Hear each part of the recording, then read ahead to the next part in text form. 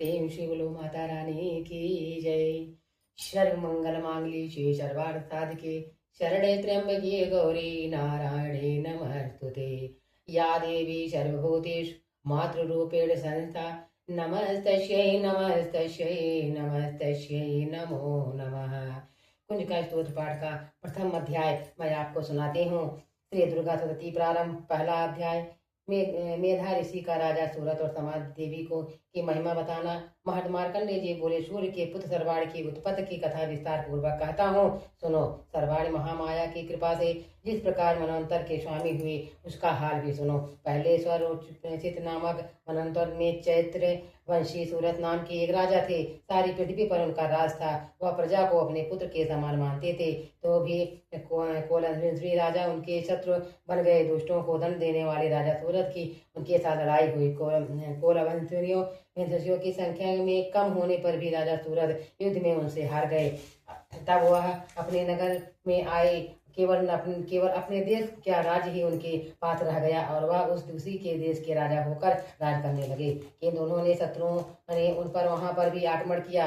राजा को बलहीन देखकर उनके दुष्ट मंत्रियों ने राजा की सेना और खजाना अपने अधिकार में कर लिया। राजा सूरत अपने राज्य अधिकार को हार कर शिकार खेलने के बहाने घोड़े पर सवार होकर वहां से एक भयंकर वन की ओर चले गए। उस वन में उन्होंने महर्षि मेधा सहित का आश्रम देखा और महर्षि मेधा ने अपने शिष्यों तथा मुनियों से शोभित बैठे हुए थे और वहां कितने हिंसक जीव परम शांति भाव से रहते थे। राजा सूरत ने महर्षि मेधा को प्रणाम किया और महर्षि ने भी उनका उचित सत्कार किया। राजा सूरत महर्षि के आश्रम में कुछ समय तक ठहरे। अपने नगर की ममता के आकर्षण से राजा अपने मन में सोचने लगे, पूर्व काल में पूर्वजों ने जिस नगर का पालन किया था वह आज मेरे हाथ से निकल गया। मेरे दुष्ट एवं दुरात्मा मंत्री मेरे नगर की सब धर्म से रक्षा कर रहे होंगे या नहीं कर रहे होंगे। मेरा प्रधान हाथी जो कि सदा मल की वर्षा करने वाला और सूरवीर था, वह मेरे बैरियों को बच में होकर न जाने क्या दुख हो रहा होगा।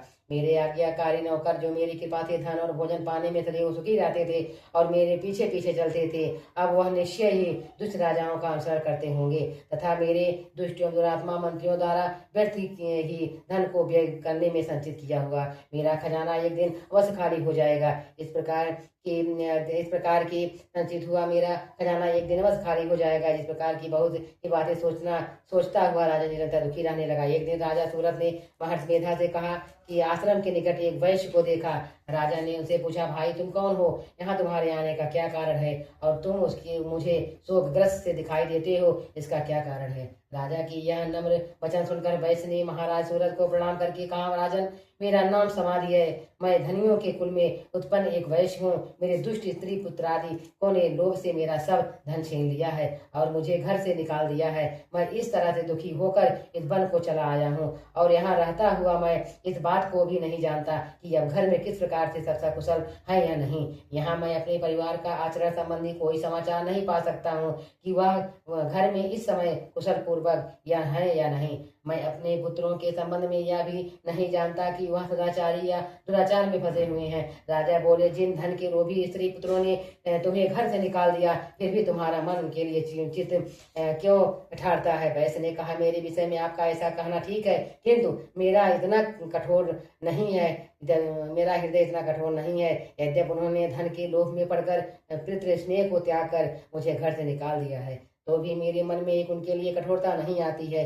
हे महात्मे, मेरा मन फिर भी उनमें क्यों फंस रहा है? इस बात को जानता हुआ भी मैं नहीं जान पा रहा हूँ कि मेरा चित्त उनके लिए दुखी है। मैं उनके लिए लंबी लंबी सांसें ले रहा हूँ। उन लोगों में प्रेम नाम को भी नहीं है, फिर भी ऐसे निसंदेहियों के लिए मेरा हृदय कठोर नहीं होता है। महात्मा मार्कंडेय जी ने कहा, हे ब्रह्मांड, इसके पश्चात महाराज सूरत और वैश्य दोनों महर्षि मेधा के समीप गए और उन्होंने उनके साथ यथा योग्य न्याय संभाषण करके दोनों ने वार्ता आरंभ की। राजा बोले, हे भगवान, मैं आपसे एक बात पूछना चाहता हूँ, तो आप कृपा करके मुझे बताइए। मेरा मन मेरे अधीन नहीं है, इसमें यह बहुत कुछ दुखी हूँ। राज धन आदि की चिंता अभी तक मुझे बनी हुई है और मेरी यह ममता ज्ञानियों की तरह बढ़ती जा रही है। और यह समाज नामक वैश्य भी अपने घर में अपमानित होकर आया है। इसके स्वजनों ने भी इसे त्याग दिया है। स्वजनों ने से त्यागा हुआ भी उसके मन में हार्दिक प्रेम रहता है। इस तरह हम दोनों भी दुखी हैं। हे महाभाग,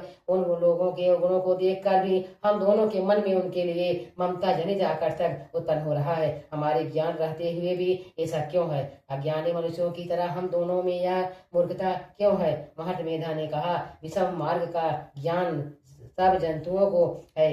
सबों के लिए विषय पृथक पृथक होते हैं। कुछ प्राणी दिन में नहीं देखते हैं और कुछ रात को नहीं देखते हैं, परंतु कोई जीव ऐसे हैं जो दिन रात दोनों नहीं देख सकते हैं। यह सत्य है। मनुष्यों में ज्ञान प्रधान है, किंतु केवल मनुष्य ही ज्ञानी नहीं होता है।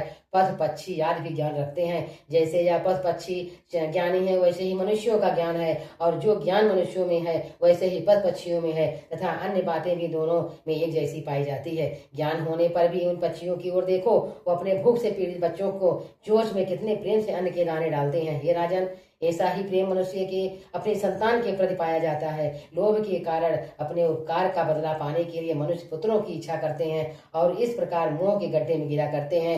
भगवान श्री हरि की जो माया है, उसी से यह संसार मोहित हो रहा है। इसमें आश्चर्य की कोई बात नहीं है, क्योंकि वह भगवान विष्णु की योग निद्रा में है। या माया की ही तो है जिसके कारण संसार मोह में झगड़ा हुआ है। यही महामाया भगवती देवी ज्ञानियों के चित्त को बलपूर्वक खींचकर मोह में डाल देती हैं और उसी के द्वारा संपूर्ण जगत की उत्पत्ति होती है।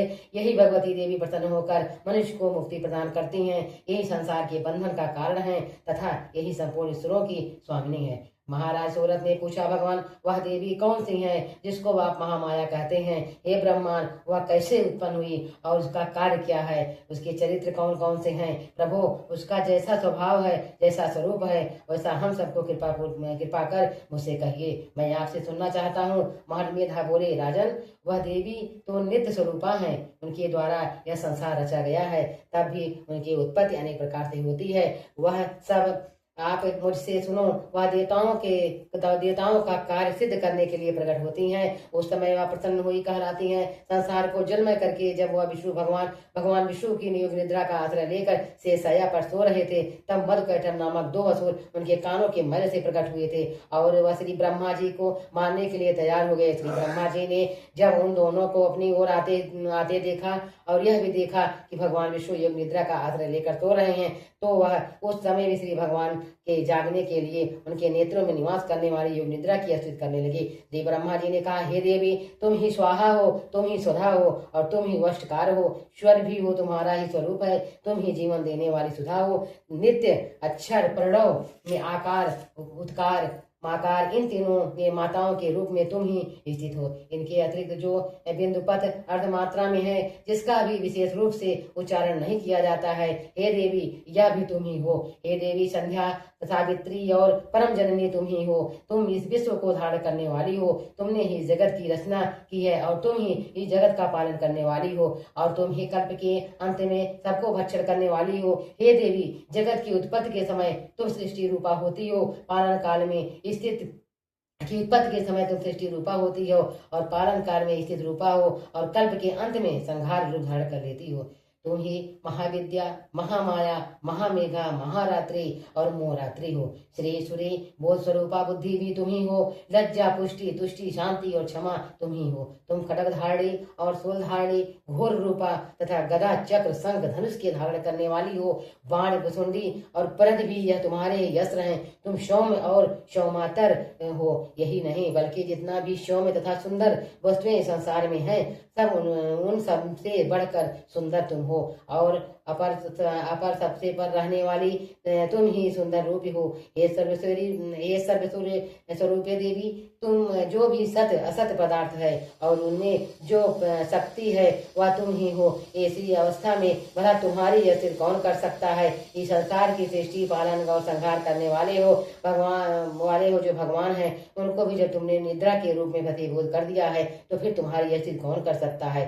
मुझे भगवान विष्णु तथा भगवान शंकर को शरीर धारण हरण करने वाली तुम ही हो, तुम्हारी जैसी करने की शक्ति किसमें है। यह देवी तुम तो अपने उदर प्रभाव के कारण ही प्रशंसनीय हो, मधुर कैठक हो, भयंकर असुर हो, इनमें जो मोह में डाल दो, श्री हरि भगवान विष्णु की ही जल्दी जगा दो और उसमें इनको मार डालने की बुद्धि भी उत्पन्न कर दो। मेधा बोले, हे राजन, जब श्री ब्रह्मा जी ने देवी से इस प्रकार स्थित करके भगवान को जगाने का मधु और कैटभ को मारने के लिए कहा, तो वह जागने तथा भगवान श्री विष्णु के नेत्र, मुख, नासिका, बाव, हृदय और वक्ष स्थल से निकल श्री ब्रह्मा जी के सामने खड़ी हो गई। उनका ऐसा करना था कि ब्रह्म भगवान भी श्री हरि तुरंत जाग उठे और दोनों असुरों को देखा, जो कि अत्यंत बलवान और पराक्रमी थे और मारे क्रोध के जिनके नेत्र लाल हो रहे हैं और जो ब्रह्मा जी का वध करने के लिए तैयार थे।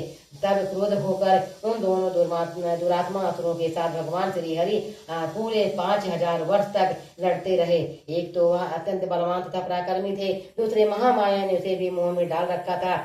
और वह भी श्री भगवान से कहने लगे, हम दोनों तुम्हारी वीरता से अत्यंत प्रसन्न हैं, तुम हमसे कोई वर मांगो। भगवान ने कहा, यदि तुम मुझ पर प्रसन्न हो तो अब तुम मेरे हाथों से मर जाओ, बस इतना ही सा वर मैं तुमसे मांगता हूँ। अब तुम दूसरे वर का क्या प्रयोजन है। मेधा बोले कि इस तरह से जब तक धोखे में आ गए और अपने चारों ओर जल देखा, तो भगवान श्री हर ने कहने लगे, जहाँ पर जल न हो, सूखी जमीन हो, उसी जगह पे हमारा वध कीजिए।